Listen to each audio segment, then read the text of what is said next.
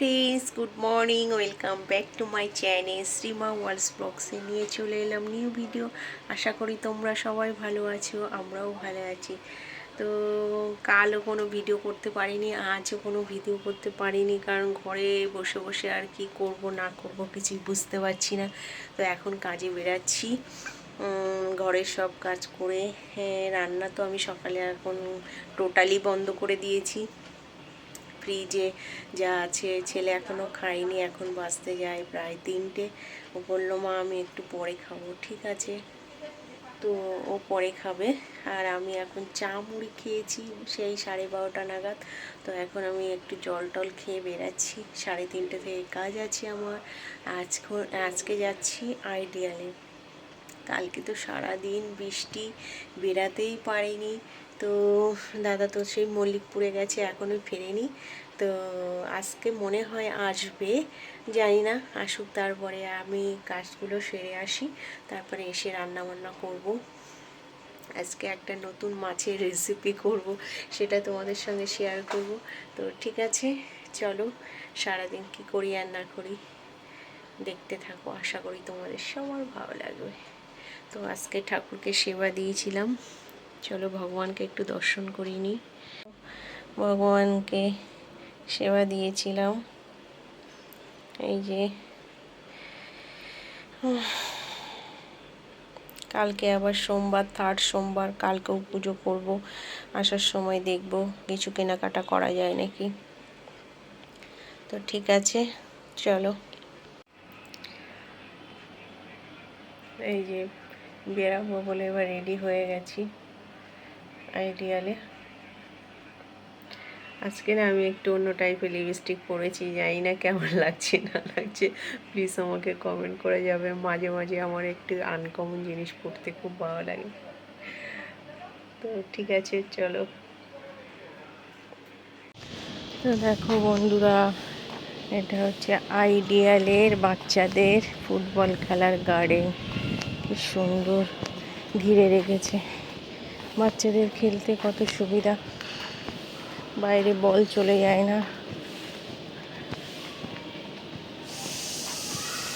আর এই যে ছোট ছোট বাচ্চাদের পার্ক। আমার খুব ইচ্ছা হয় দোলনায় চড়তে, কিন্তু ভয় লাগে, বাচ্চাদের জিনিস তো বকাবকি করে না। দেখো একটা গাছে কত কুড়ি এসছে,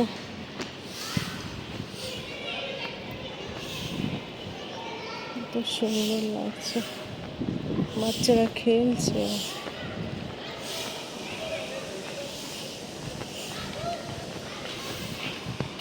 তো বন্ধুরা দেখো, বাড়ি চলে এসেছি, জামা কাপড় কেচেছিলাম, দেখো কতটা, ছেলেকে বলেছিলাম, ছেলে তুলে রেখে গেছে।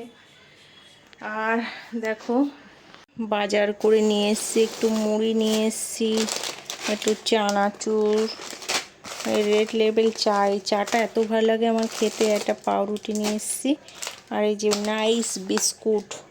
এবার অনেক কাজ আমার, দেখো সেই তালের বড়া, এখন আমি চান করব, চান করে সন্ধ্যা দেব, সন্ধ্যা দিয়ে রান্না করতে হবে, অনেক কাজ আছে,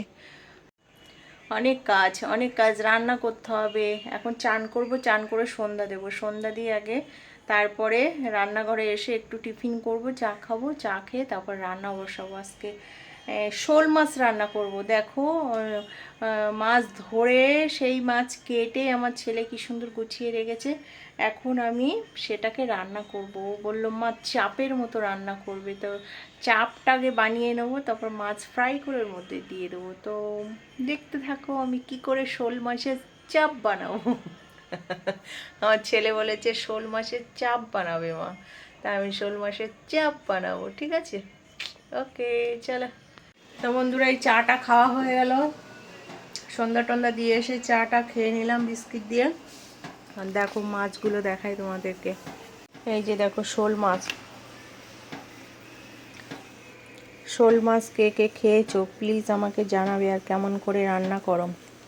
আমি তো শোল মাছের কালিয়া বানাবো, কালিয়া মানে চাপ টাইপের।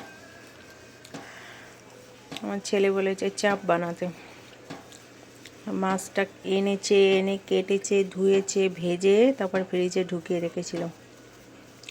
সকালে বলেছিল রাঁধতে, আমি বললাম বাবু সকালে রান্না করলে খাওয়ার লোক নেই, রাত্রে করব, রাত্রে খেতে পারবি। তো বললো ঠিক আছে মা। তো এই এখন আমি কাজ থেকে বাড়ি এসেছি, বাড়ি এসে এই যে রান্না করব, রান্না করে খাবো। তা চলো জিনিস রান্না করব। দেখো বন্ধুরা, শুক্তো করব। তোমরা কে কে শুক্তো খেতে পছন্দ করো? আমরা তো ভীষণ ভালোবাসি শুক্তো, কিন্তু পাঁচমিশালি সবজিটা অ্যারেঞ্জ হয় না। তা আজকে হয়েছে, বোন এটা পাঠিয়েছে, উচ্ছে পাঠিয়েছে, তাই বলে এখন এই কাঁচকলা, পেঁপে, বরবটে, উচ্ছে সব দিয়ে শুক্তো করব। সর্ষে বাটা দেবো লাস্টে, হ্যাঁ দুধ দিয়ে। কিন্তু দুধ তো নাই, এমনিই করব। তা চলো, এই আজকে রাত্রের মেনু। শোল মাছের ঝাল হবে, চাপ হবে, আর হচ্ছে শুক্তো হবে। শুক্তো এখন কে খাবে খাবে না আমি জানি না, তো করে তো রাখবো। তো চলো সব কেটে বেছে গুছিয়ে নিই, তারপরে আসছি। তো দেখো বন্ধুরা, আমি শোল মাছটা ভাজার জন্য কড়াইতে তেল দিয়ে দিয়েছি, এবার মাছ দিয়ে দেবো, ঠিক আছে? তো মাছ তো ফুটবে কি জানি না বাবা, সব মাছ তো ফুটতে থাকে।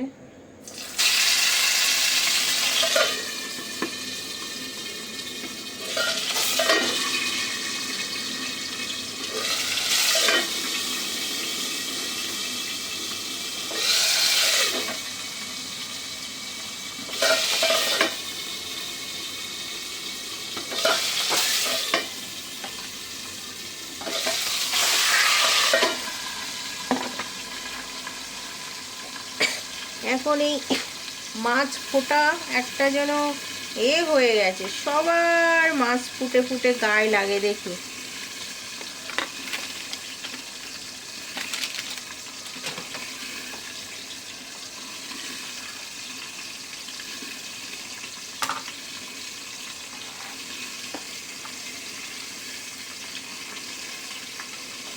আর এদিকে দেখো কড়াইটা আমি দিয়ে দিয়েছি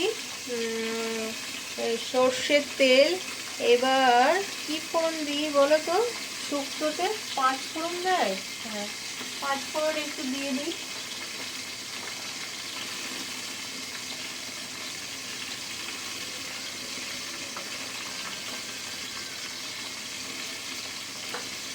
তো কড়াইতে একটু 5 ফোড়ন দিয়ে দিই, ভুলে যাই, শুক্তো মুক্তো করা হয় না তো।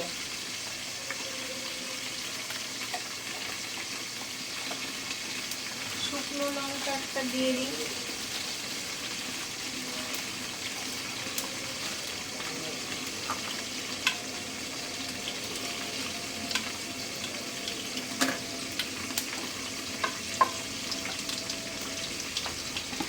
আলু আর পেঁপেটা আগে দিয়ে দিলাম।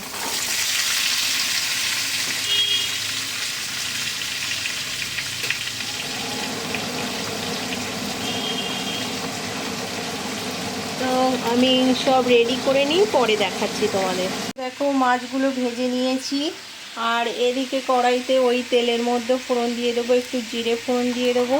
আর এদিকে শুক্তোটাও দেখো অলমোস্ট মানে ভাজা হয়ে গেছে, এবার জল ঢেলে দেবো। নুন আর হলুদ দিয়ে দিয়েছি, লাস্টে একটু সর্ষে পোস্ত এসব দেওয়ার ইচ্ছা, কিন্তু এখন বাটাবাটি আর অল্প একটু পোস্ত না বাটা যায় না, তো ওসব দেবো না, ওই শুধু সর্ষে একটু গুলে দিয়ে দেবো, ব্যাস। দুধও নেই, কি করব। তো এবার এর মধ্যে জিরে ফোড়ন দিই।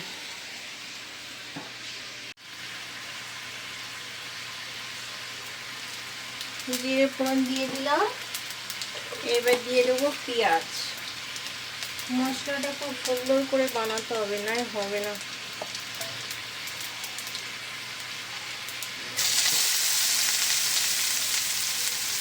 গ্রেভিটা ভালো করে বানাতে হবে।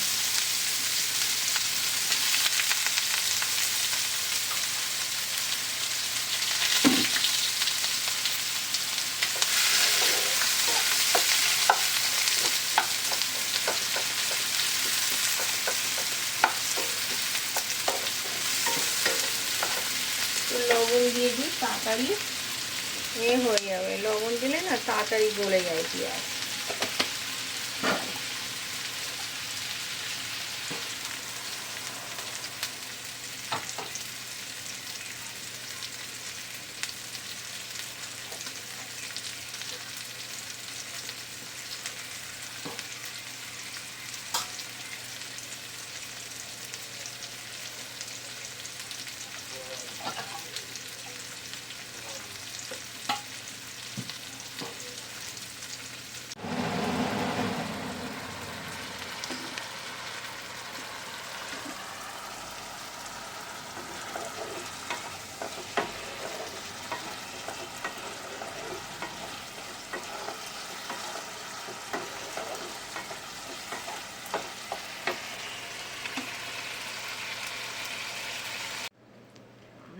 তো রান্না বান্না তো মোটামুটি কমপ্লিট, ভাতও নামাবো, এবার তরকারি তো কষিয়ে জল ঢেলে দিয়েছি, এবার ফুটে গেলে মাছটা দিয়ে দেবো। তো তোমাদের সঙ্গে একটা কথা শেয়ার করছি বন্ধুরা, এই যে এখন আমি এই যে রাত্রে রান্না করে করে সব ফ্রিজে ঢুকিয়ে রাখি, এটা বাপের বাড়ি আমরা জীবনে কোনোদিনও খাইনি বলতে, যে বেলায় রান্না হবে সেই বেলায় খাবে। সকালবেলা সিদ্ধ ভাত হোক আর ফেনা ভাত হোক আর রুটি হোক সবজি হোক, যা একটা হবে সকালেই খাওয়া শেষ। দুপুরবেলা আবার মাছের ঝোল ডিমের ঝোল যা সবজি ডাল যা হবে শেষ। আবার রাত্রে রুটি হোক বা সবজি হোক বা আলু সিদ্ধ গরম ভাত হোক হবে।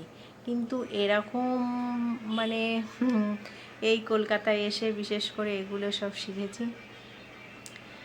সকালের খাবার দুপুরে, দুপুরের খাবার রাত্রে, মানে এইসব খাবার তৈরি করে করে রাখি টাইমের অভাবে বা গ্যাসের অভাবে, যাই বলতে পারো, সেভ করার জন্য এগুলোকে করে করে রাখা হয়। আমি তো মেন কথা এক ঠিক টাইমে কেউ খাই না, প্লাস হচ্ছে আমার টাইমের জন্য আমি করে রাখি। এই আজকে করে রাখছি, কালকে সকালে কে খাবে খাবে না জানি না। এই এখন করছি, ছেলে বলছে এখন ভূতনাথ যাবে, সে খাবে কি খাবে জানি না। হাজব্যান্ড কোথায় গেছে, সে এসে খাবে কি খাবে জানি না। তো রান্না বান্না মানে আস্তে আস্তে আমার একদম পুরো মনে হয় টিকে তুলে দিতে হবে। বলবো যে যার মতো কিনে খাও, মানে আর রান্না বান্না ঘরেই করবে না, করে কী লাভ বলো? কেউ ঠিক টাইমে খায় না, ঠান্ডা করে বাসি গরম করে করে খাচ্ছে। তার থেকে সকালে যে যার কচুরি তরকারি কিনে খাও বা যা রুটি তরকারি সবজি কিনে খাও। আমার তো সকালে চা মুড়ি হলে ব্যাস যথেষ্ট।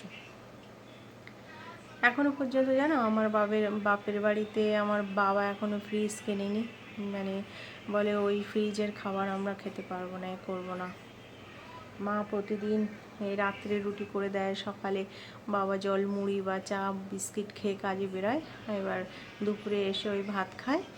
বাবা হয়তো রাস্তায় কিছু কচুরি তরকারি বা রুটি সবজি খেয়ে নিল, আর মা ওই সকালবেলা চা মুড়ি বিস্কিট এসব খেয়ে তারপর একেবারে রান্না বসায়, দুটোর মধ্যে বা একটার মধ্যে ওদের লাঞ্চ হয়ে যায়।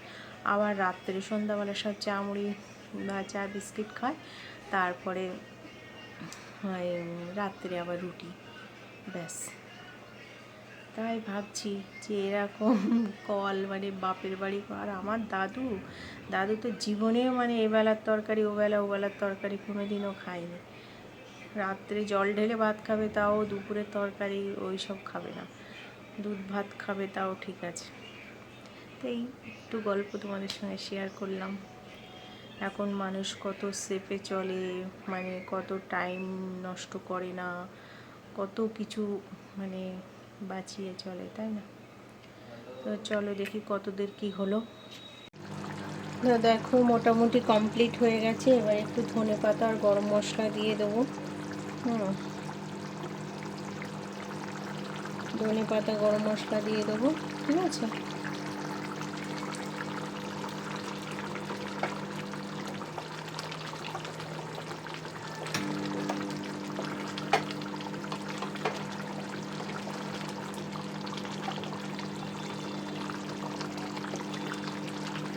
তো দেখো বন্ধুরা, আমার শোল মাছের ফাইনাল লুকস কেমন লাগছে।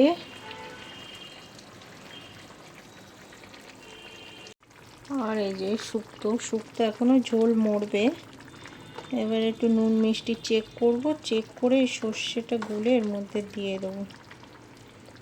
তো সিম্পল। তো চলো, ছেলে বলছে মা একটু খেতে দাও, তো খেতে দিই ওকে। তারপর তো বন্ধুরা, ছেলে তো খেয়ে নিল, ছেলের পরপর আমিও খেয়ে নিলাম। এখন বাজতে যায় 11:30।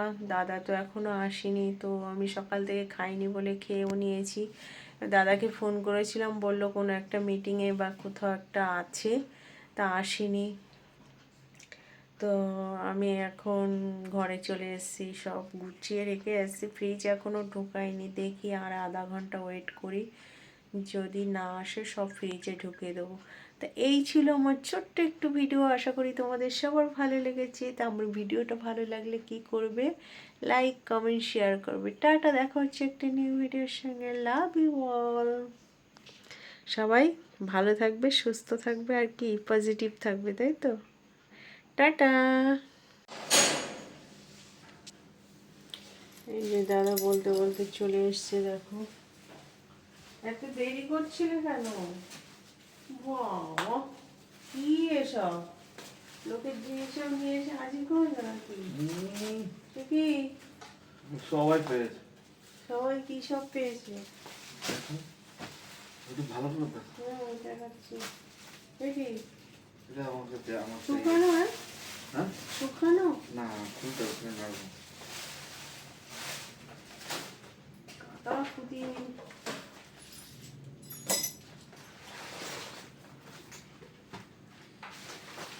বন্ধুরা, সেদিন সেই বড় বাজার থেকে রেনকোট কিনেছিলাম না, এই যে রেনকোটটা দাদা মল্লিকপুর পরে গেছিল, খুব তো বৃষ্টি হচ্ছিল। রেনকোটটা বলে ভালো হয়েছে নাকি। 500 টাকা দাম নিয়ে, 700 টাকা বলেছিল, 700 টাকা বলেছিল, 500 টাকা নিয়েছে। তা ভালো হবে না?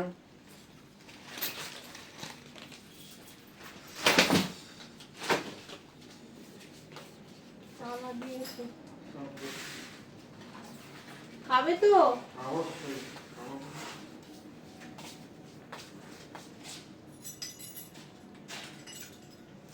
একটু দেরি করলে জয়ন্ত তাও পেয়েছে। দেখো বন্ধুরা, কোথায় গেছিলে? ওই কিশোর কুমারের অনুষ্ঠান, ওই আজকের পার্টে।